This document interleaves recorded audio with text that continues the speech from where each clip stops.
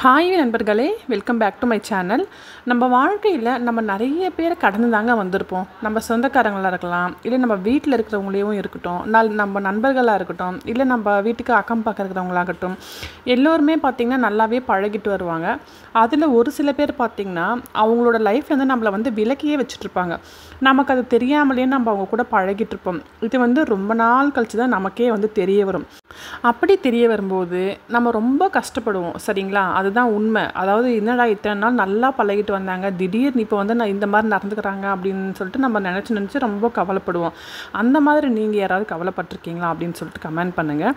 அதாவது கவலைப்பட்டிருந்தீங்கன்னா இனிமேல் அந்த மாதிரி கவலைப்படாமல் நான் சொல்கிற சில டிப்ஸை மட்டும் ஃபாலோ பண்ணுங்கள். அப்போ தான் நம்மளை விலக்கி வைக்கணும் அப்படின்னு நினச்சவங்களுக்கு ஒரு நல்ல பதிலடி கொடுத்த மாதிரி இருக்குங்க. வாங்க வீடியோக்குள்ளே போகலாம். நம்மளை அவங்களோட வாழ்க்கையிலேருந்து விலக்கி வைக்கணும்னு நினச்சவங்கள நம்ம ஒருபோதும் திரும்பி கூட பார்க்கக்கூடாதுங்க. ஏன் தெரியுமா? நம்ம உயிரோடு இருக்கும்போதே நடப்பனமாக வாழ கற்றுக் கொடுத்தவங்களே அவங்க தாங்க. நம்மளை குறை சொல்கிறவங்க யாரும் உத்தமர் கிடையாதுங்க. அப்படி அவங்க குறை சொல்கிறத நம்ம காது கொடுத்து கேட்டோன்னு வச்சுக்கோங்களேன், நம்ம வாழ்க்கையில் கஷ்டத்தை மட்டும்தான் பார்த்துட்டு இருக்க வேண்டியது வரும். ஸோ வாழ்க்கையில் சில விஷயங்களை கடந்து செல்ல கற்றுக்கணுங்க. மரியாதை இல்லாத இடத்துல நாம் ஒதுங்கியே தாங்க இருக்கணும். நாளைக்கு நம்மளோட மதிப்பு அவங்களுக்கு தெரிஞ்ச அவங்களே தேடி வருவாங்க.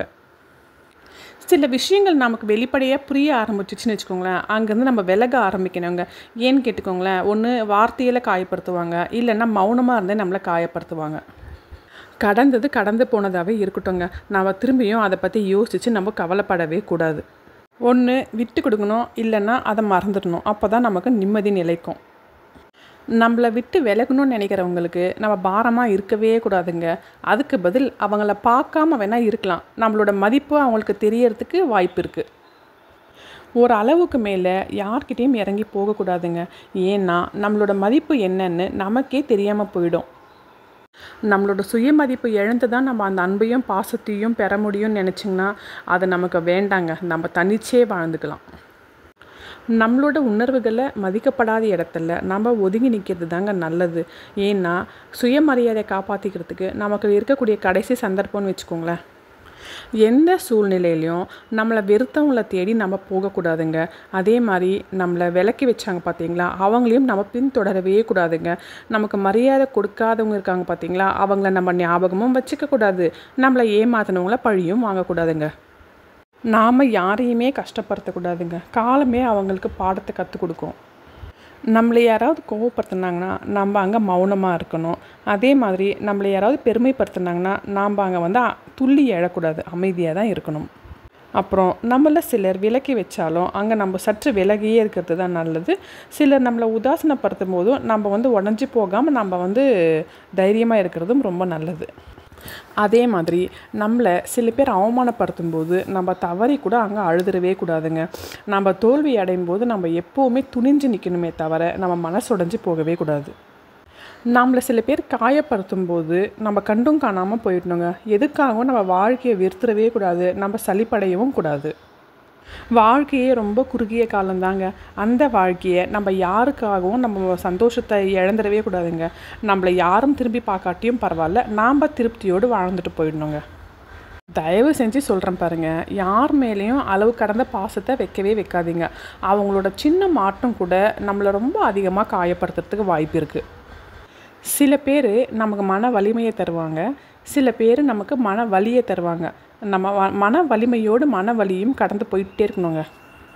வாழ்க்கையில் விட்டு போன சில பொய்யான உறவுகள் திரும்பவும் நம்மளை தொடரும் நிலை வந்துச்சுன்னு வச்சுக்கோங்க, எதை பற்றியும் யோசிக்காதீங்க, வேண்டான்னு முடிவெடுத்துருங்க. ஏன்னா அவங்களோட வார்த்தைகளை தான் மாற்றம் இருக்குமே தவிர மனசில் அதே அழுக்கு தாங்க இருக்கும். தேவையில்லாதவங்க கிட்ட காட்டுற நம்மளோட அன்பும் உபசரிப்பும், நம்மளோட அன்புக்காக சில பேர் இயங்குவாங்க பார்த்தீங்களா, அவங்கக்கிட்ட நம்ம அந்த அன்பை காட்டினா அவங்களும் வாழ்க்கையில் மகிழ்ச்சியாக இருப்பாங்க, நாமளும் மகிழ்ச்சியாக இருப்போங்க. இந்த உலகத்தில் சிலருக்காக சிலரை பிடிப்பது போல் நடிப்பதும், சிலருக்காக சிலரை பிடிக்காதது போல் நடிப்பதும் தாங்க இன்றைய உறவுகள் இருக்காங்க. நம்ம மேலே ஒருத்தர் உண்மையான அன்பு காட்டினாங்கன்னா அவங்கக்கிட்ட நம்ம இறங்கி போகிறதும் தப்பே இல்லைங்க. நம்மளோட அன்பு புரியாதவங்கக்கிட்ட விலகி போகிறதும் தப்பு இல்லைங்க. அது மட்டும் இல்லைங்க, சில பேர் தனியாக இருக்கிறேன் அப்படின்னு கவலைப்படுவாங்க. போலியான உறவுகள் யாரும் கூட இல்லைன்னு சொல்லிட்டு சந்தோஷப்படணுமே தவிர யாரும் இல்லைன்னு கவலையே படாதீங்க. நம்மளை யாராவது வாழ்க்கையிலேருந்து தூக்கி எறிஞ்சாங்கன்னா அதுக்காக நம்ம வருத்தப்படவே கூடாதுங்க. அவங்க அவங்க நம்மளை தேடி வர அளவுக்கு நம்ம வாழ்ந்து காட்டணும். விட்டு கொடுக்கறது ரொம்பவே நல்லதுங்க. ஆனால் நம்மளை மதிக்கலைன்னா அங்கேருந்து விலகிறதும் அதை விட நல்லது. உறவுகள் முக்கியம்தாங்க, அதை விட தன்மானம் ரொம்பவே முக்கியம்.